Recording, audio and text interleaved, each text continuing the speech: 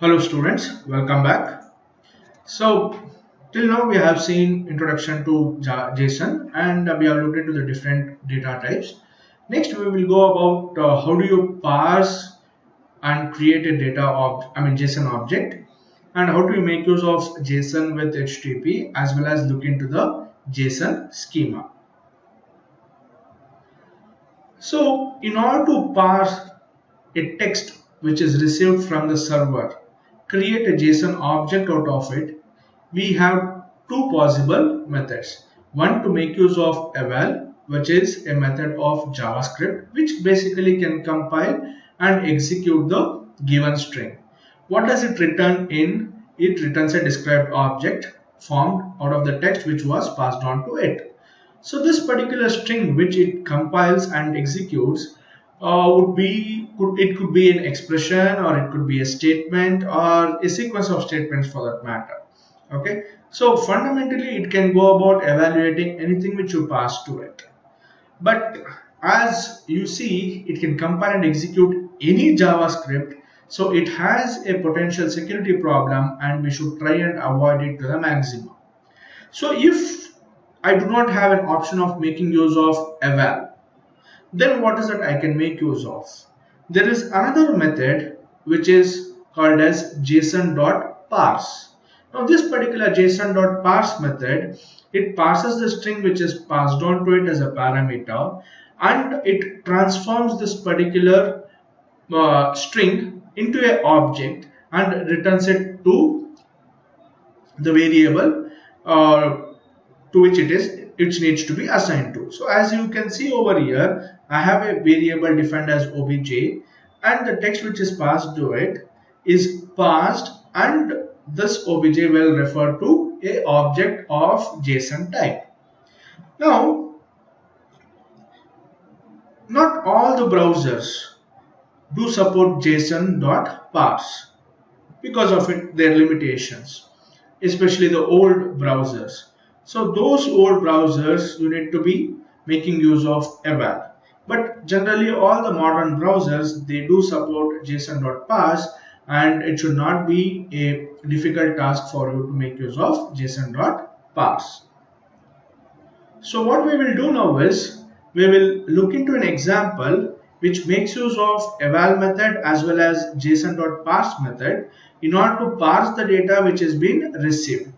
Now the way the whole sequence of program basically works is, I have defined a HTML page which will make a request to a PHP page, which is the server-side scripting language which is being used. So this particular server script will retrieve the data from MySQL database.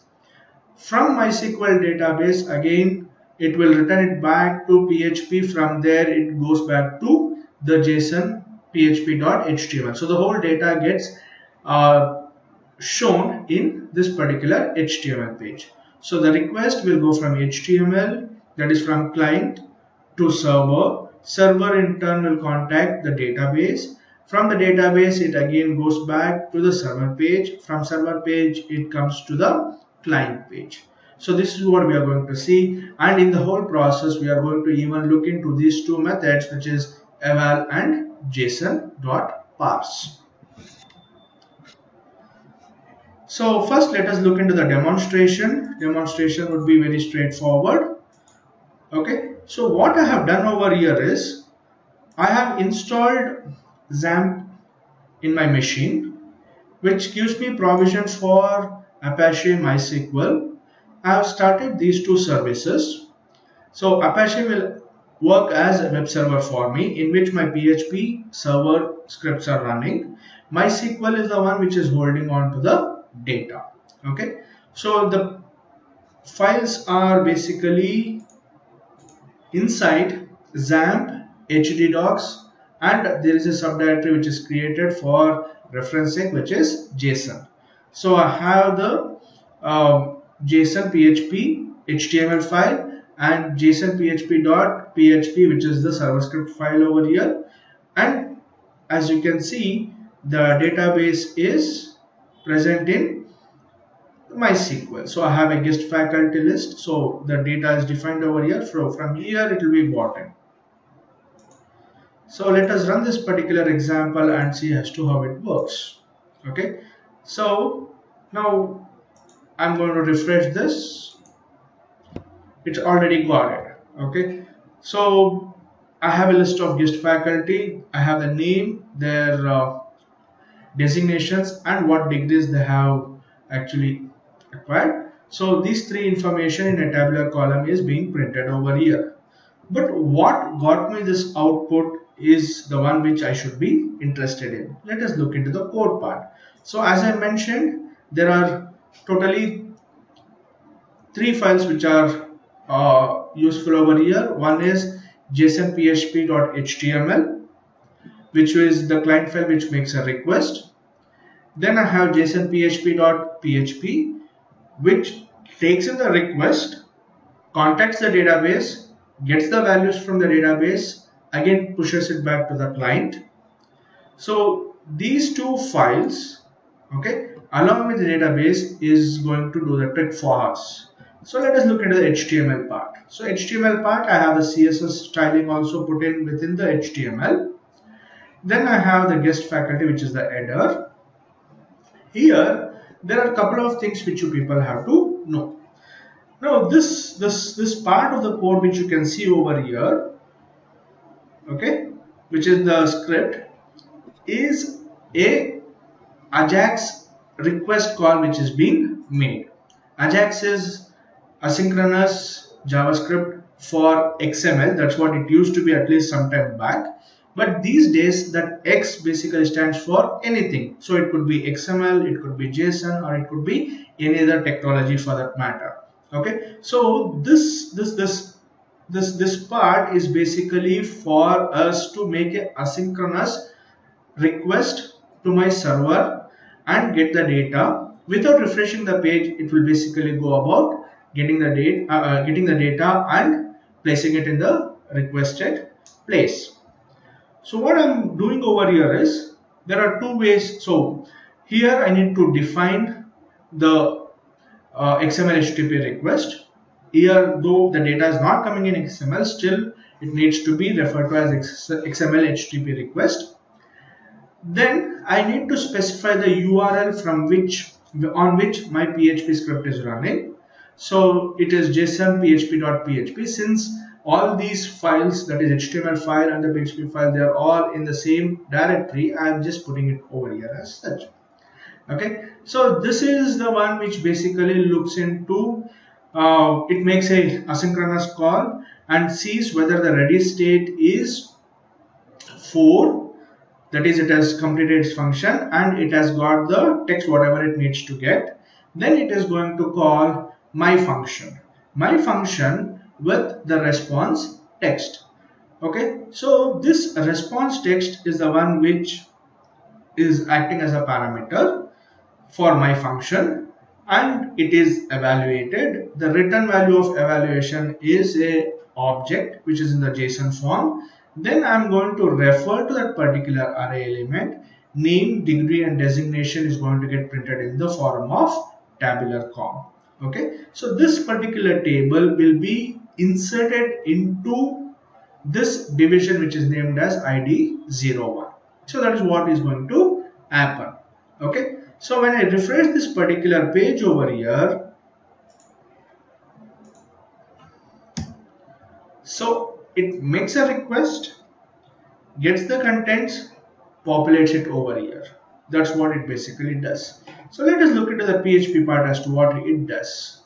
So in PHP, I'm making a connection to my local MySQL with the username, password, credentials, and the database which I want to connect to, making a select query with name, degree, and designation from this particular table. Then once I get it, so here is where I am creating a JSON look-like object in the form of a string. So I'm basically forming a string. So the dot which is used over here is basically a concatenation operator. Okay, so using this concatenation operator, I am forming a huge string, then sending this particular string back to the client. Once it comes to the client, here is where I will do the evaluation on the response which I have got and get this particular table filled in. Now what I can as well do is I will remove this commented part and see as to how the response looks. Okay, so basically we are saying that the response comes in the form of JSON object or the string in the form of JSON object. So let us basically see how does it look like. See, as you can see, the whole string, it's a huge string which I have received, okay, basically in the form of a string. Now this particular string is passed on to eval and then it returns an object. This object is what goes inside this. Okay, so what I'll do is I'll recommend this. Now instead of making use of eval, we will try and make use of parse. So fundamentally I should be getting the same result. So that is gone. I get back this particular table again. Now if I remove this comment, I should be able to see the string again, which kind of looks like in the JSON format. Following that, I will have a table of all the data. Okay, so if I remove that, or if I comment this particular and refresh this page, I'm actually going to look into the table part. Okay, so here is a small demo which showed you all aspects of web technology, web technologies related in web development, where client is making a request to a backend script in the form of PHP, which talks to MySQL, gets the data, forms a string out of it, and then sends it back to HTML page. Okay, so the last part for JSON would be looking into the JSON schema. So what is JSON schema? Now there are times where data, when it is sent from client to server or from server to client, we should be sure that the data, the structure what we have defined, the values which confine to that particular structure should be validated with some particular format. In order to do that, JSON provides something called as schema. The reason for this particular schema coming into existence is these days for most of the mobile games, the data is stored in the form of JSON object and transmitted across from mobile to probably server, from server to probably mobile. When this data transfers happen, validation of the values which come in the form of JSON object needs to be done. Okay, so let us look into the formal definition of the schema. So it is a specification for JSON based format for defining the structure of JSON data. Okay, so what does it do? It describes the existing data format. It's a clear, human, machine readable documentation. It's a complete structural validation useful for automated testing. I'll demonstrate this to you. And even client submitted data also could be validated. So what we will do now is we will look into an example which will validate the JSON object making use of JSON schema, for which I'll be making use of 3 files. This is the HTML file which is going to make a request. This is the users.json where all the users, the data is actually defined. And here is a schema which validates the users whether they are in a proper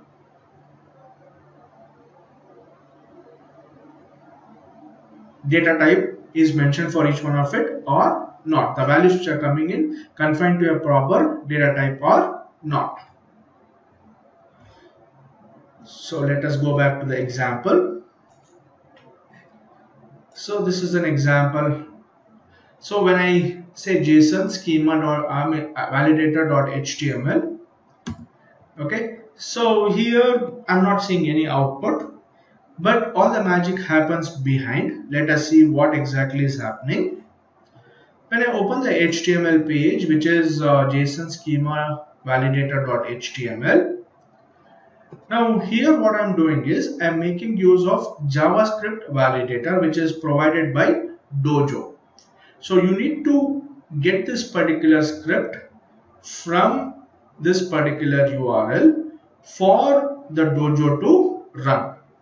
Okay, so it's a library for Dojo which will help us to validate the JSON. Okay, so it says it requires Dojo x.json.schema.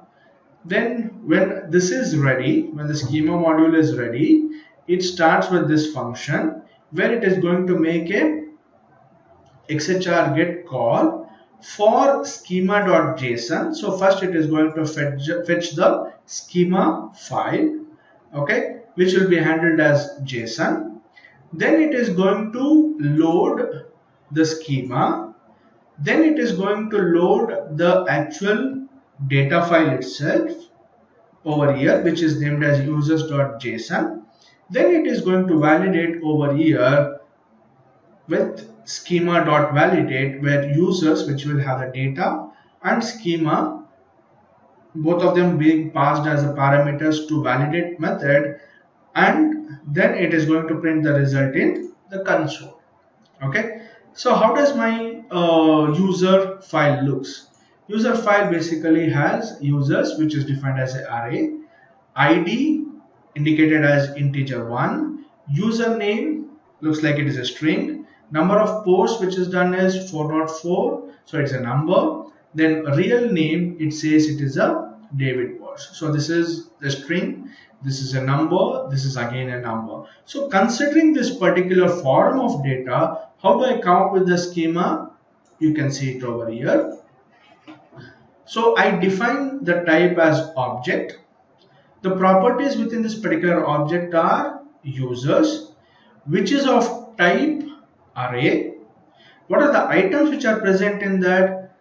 Those are objects again, that is the type of the items are object again. Now what are the properties defined is ID, its type should be number, username, its type should be string, numPosts, its type should be number, then real name, type should be string, optional, true. So meaning to say, if I get any data with real name as empty, still it should go about considering this. Okay, so this is how I define the schema. Now this schema as well as the users, it is taken. Then this particular validator runs and sees whether it is right or wrong. So as you can see, absolutely there is no problem over here in the definition. So this is a number, this is a string, this is a number, this is a string. Likewise, you have another object which is defined in the same way. Now when I just save it and rerun it, okay, I don't see any errors, nothing. But only thing which I need to kind of note is I should be looking into the web console in order to see, because I am writing the value into web console. So this is where I need to see whether the validation was proper or not.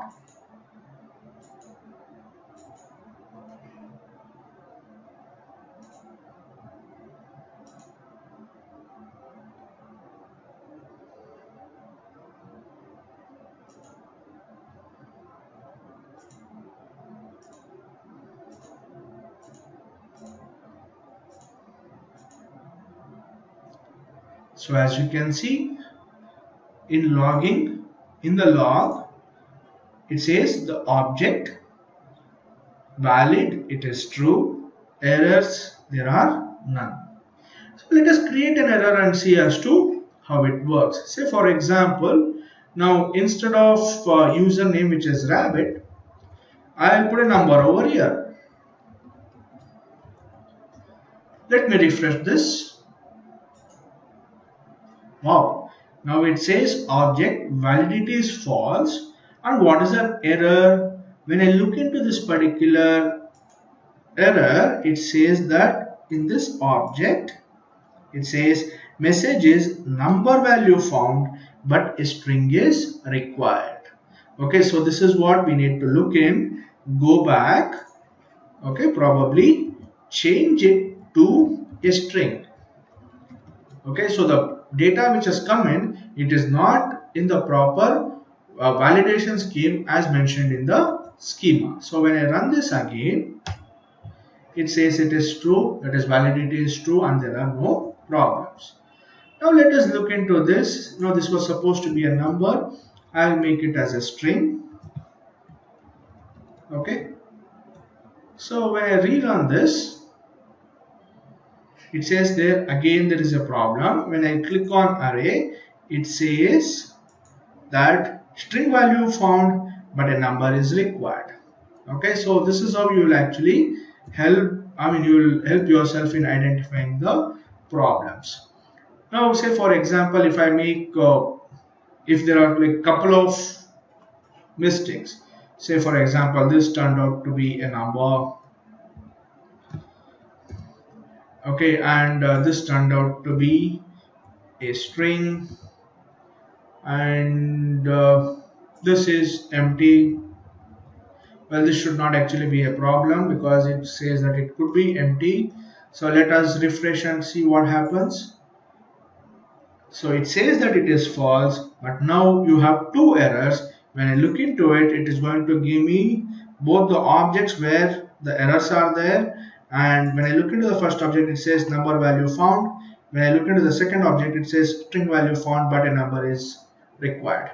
But if you consider this to be an error, it need not be, because I had said that it is optional. Okay, since it is optional, I don't have any values to be retrieved over there. Okay, so this is how you can validate using Dojo JavaScript validator the JSON object which is used for data storage, which gets transferred between client and server.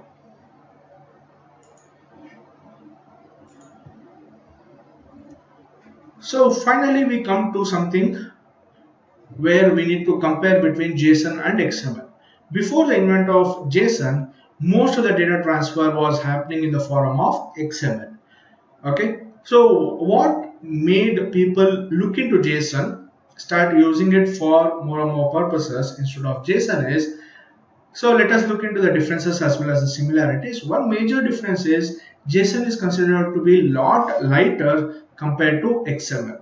So you can see a small difference between how a JSON is represented and how XML is used to represent the data. So what are the similarities? They are both readable by humans, very simple syntax actually, hierarchical in nature, language independent, both can be used by Ajax and they can be validated. But what are the differences? One is the syntax is a difference. JSON is less verbose, as you can see, okay, which makes it quite light. JSON can be parsed using JavaScript eval or JSON.parse method. Okay, you don't have to make use of other methods for, actually for XML you need to make use of exclusive methods for it in order to go through the whole XML set of tags. And JSON can include arrays, but XML cannot. It needs to be repeated in the form of tag within tag. Then names in JSON must not be a JavaScript reserved word, and JavaScript is not typically used on the server side. But these days we see that there are different frameworks which are coming up to make things work, make JavaScript work on server side script as well. Okay, so with this we come to the end of JSON tutorial. I thank you all for your attention and all the best.